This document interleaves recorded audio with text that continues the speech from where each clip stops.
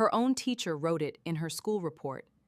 Not a bully, not a stranger, the person who was supposed to believe in her before she believed in herself, wrote the words, "This student shows little promise and is unlikely to achieve anything of significance."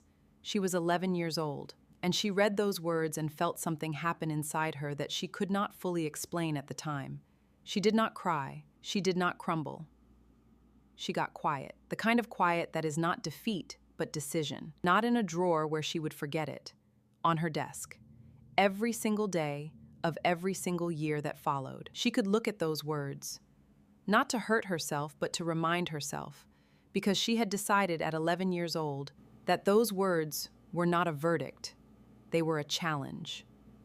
And she intended to answer it. She was invited back to that school, not as a former student, as the keynote speaker at their annual awards ceremony. And when she stood at that podium in front of teachers, students, and parents, she reached into her jacket pocket and she pulled out that report card. She held it up and she said, "I want to thank the person who wrote this. Because every morning I looked at these words, I worked a little harder, I stayed a little longer, I refused a little more completely. So thank you. You did not break me. You built me."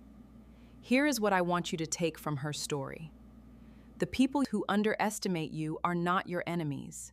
They are your evidence. Every time someone tells you what you cannot do, file it, keep it, let it build you. And then one day, stand at your podium and thank them. Follow Ruby Gold for daily stories of women who turned their setbacks into their greatest evidence. Share this with a woman who was told she would never amount to anything. Walk bold, live gold.